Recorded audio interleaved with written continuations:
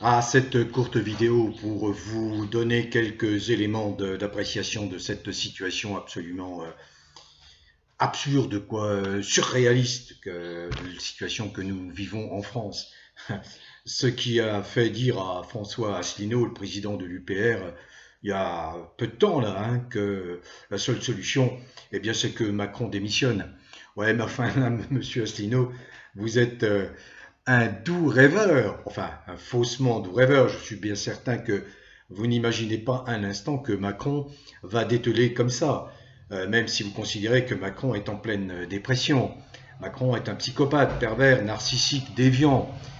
Il n'acceptera jamais d'être contredit, il n'acceptera jamais d'être démis. Vous savez, il n'y a pas 36 solutions avec ces êtres malsains, parce que c'est un être malsain, doublé d'un malfaisant, mais tout le monde le sait, ça.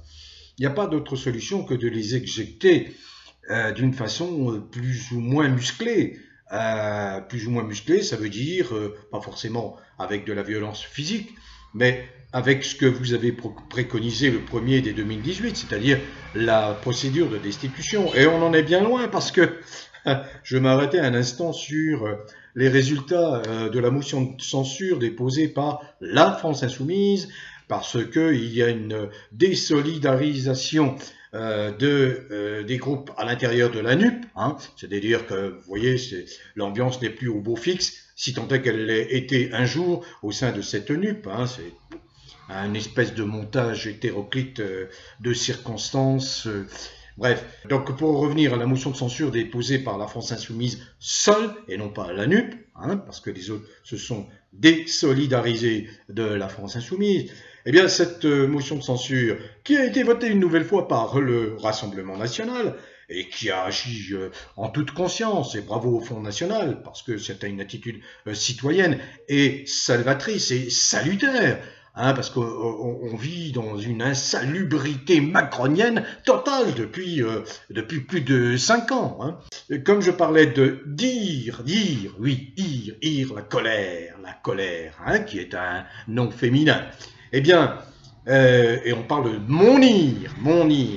Je parlais de ire. Eh bien, au sein même de la NUP, eh bien, il s'est trouvé 22 députés, y compris le chef de file des communistes, le macronien Roussel, et puis la chef de file, je crois qu'elle s'appelle Rabot, socialiste.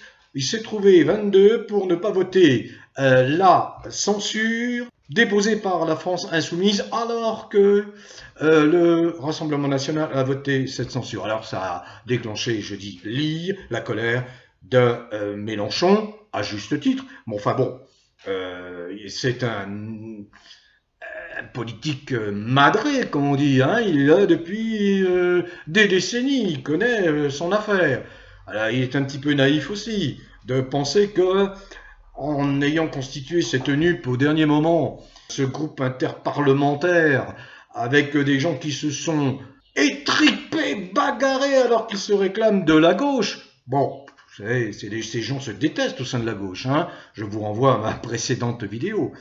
Donc, bon, ben voilà, Mélenchon a dit que c'était totalement aberrant, mais voyons, quel est le diagnostic qu'un bon politicien, un politicien avec une épaisseur réelle d'homme politique capable d'envisager, d'appréhender une situation très tendue à un moment donné. Quelle est la décision? Ben, c'est de rompre avec le système, tout simplement, de s'engager, par exemple, dans la procédure de destitution, ou bien, eh ben, de faire la grève des sièges de l'Assemblée nationale ou du Sénat. C'est arrêter ce cinéma, ce cirque, ça ne représente rien.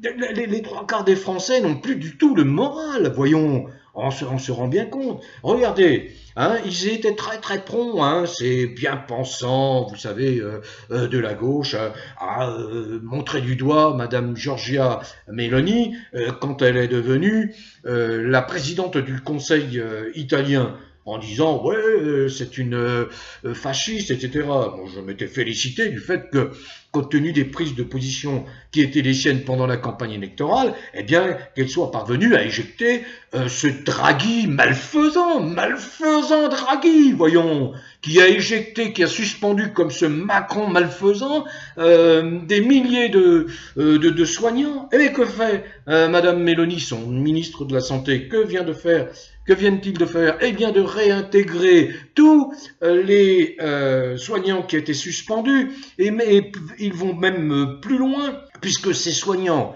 qui avaient plus de 50 ans avaient également été pénalisés. Ils avaient dû payer, je crois, une amende de 100 €. Cette amende va leur être remboursée. Alors on est quand même très très loin, quand on compare les personnalités, on est très très loin avec Madame Meloni, d'un Macron fasciste extrêmement dangereux, que tous ces politiciens se gardent bien de déstabiliser. Il ne faut pas toucher à ce Macron, mais bon Dieu, pourquoi? Vous voyez pas un peu les dégâts qu'il cause à la France? Alors ce type qui se prend pour l'empereur du monde vient d'enjoindre, de sommer le réseau Rumble, qui a 78 millions d'abonnés à travers le monde. Rumble, bon, il n'est pas très connu, il est assez confidentiel sur le territoire français, mais voilà que Macron interdit à Rumble de diffuser son réseau en français, parce que Rumble donne des informations sur la Russie. Voyez, la censure. Voyez, c'est ça, le type Macron, c'est un lâche, c'est un faible, il agit comme tous les faibles.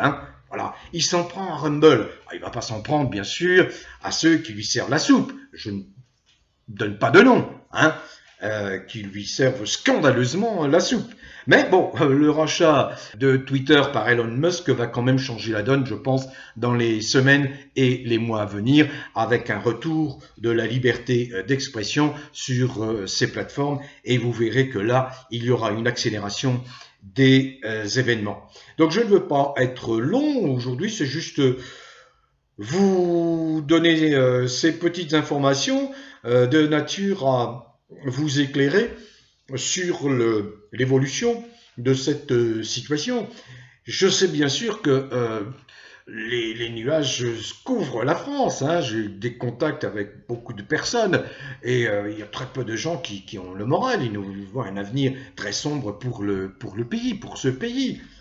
Alors, s'ils voient un avenir très sombre pour ce pays, je crois qu'il faut quand même, à un moment donné, c'est une question de survie, prendre les orientations qui s'imposent. Je disais dans ma précédente vidéo que pour moi, l'État n'existe plus. L'État n'a plus l'adhésion du peuple. Cet État constitué, il n'a plus l'adhésion du peuple. L'État, les règles de fonctionnement de l'État ont été perverties. Pas uniquement par Macron, mais en particulier beaucoup par Sarkozy. Sarkozy, qu'on soupçonne d'être un agent de la CIA, Sarkozy. Bon. Donc cet État n'est plus le reflet de la volonté du peuple, il n'incarne plus le peuple. Donc il y a ce que j'ai toujours défendu, la désobéissance civile, c'est-à-dire on met de côté cet État. Et cette désobéissance civile, elle devrait être pratiquée massivement par les agents de l'État, les fonctionnaires de l'État. C'est à eux à prendre ces initiatives-là pour soulager les gens, les autres gens. Voilà, donc entre la destitution, mais là il ne faut pas rêver parce qu'on a affaire à un personnel parlementaire lâche. Bon, la destitution, mais elle est là la destitution. Vous vous rendez compte, il suffirait de 58 députés pour enclencher la destitution, ou de 34 sénateurs. Il s'en garde bien. Alors bon, Mélenchon peut tousser, peut être fâché contre ses faux amis ou ses vrais ennemis de la NUP, Roussel et d'autres, mais que ne fait-il pas, que n'incite-t-il pas la France insoumise à prendre une position courageuse, par exemple faire la grève de l'Assemblée nationale? Oui, vous êtes 75, stop, vous arrêtez, terminé. Vous considérez que l'État n'est plus en phase avec le peuple, que cet État a servi le peuple, que ce n'est pas cette fonction qui a été dévolue à l'État, et puis vous vous mettez en retrait, vous faites la grève de vos mandats de parlementaires. Voilà un acte courageux qui aurait du panache, qui aurait du retentissement, même si les médias, bien sûr, tenteraient à ce moment-là de minimiser, bien sûr, l'impact, mais il y a Internet, il y a quand même les réseaux, et il y a beaucoup de verdis qui s'expriment et qui disent la vérité de ce qui se produit en France. Il y a des gens qui ont émergé à la faveur de cette crise. Il y a des gens qui s'expriment. Il faut bien comprendre que leur crédibilité, la crédibilité de leur démarche, ne peut reposer que sur le fait qu'ils aient comme priorité, un, d'éjecter immédiatement Macron, deux, de remplacer ces institutions vérolées, ces institutions corrompues et perverties. C'est ça l'objectif. Le premier repli n'a pas 40. La Maison France doit être reconstruite de fond en comble. Donc j'ai des noms, je n'en parlerai pas tant que ces personnes-là ne prendront pas des engagements clairs, fermes, précis. Notre première priorité absolue, dégager le psychopathe pervers narcissique et tous les complices et leur faire payer leurs crimes. Voilà la priorité des priorités. Vous savez, je l'ai clamé pendant 2 ans, c'est ce que j'ai demandé à tous les candidats qui se sont présentés. Aucun ne s'est engagé dans cette voie-là. Aucun.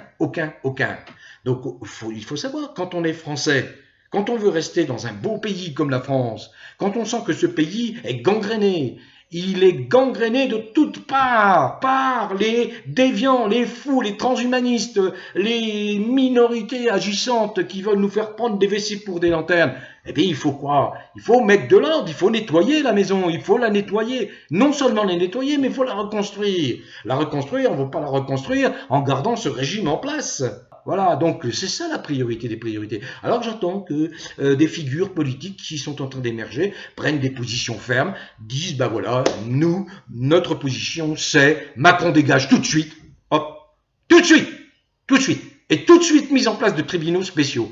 Et pas que pour Macron, tous ceux qui ont collaboré, coopéré, qui sont ses complices, y compris les faux opposants. Voilà la démarche qu'il convient d'adopter. Bon vent à tous. Continuez à cultiver le bien-être qui est gage de dame, non seulement de bonne santé, mais également qui vous protège contre la malfaisance macronienne et la malveillance de tous ceux qui le soutiennent. Prenez bien soin de vous, portez-vous bien. Bon vent à tous.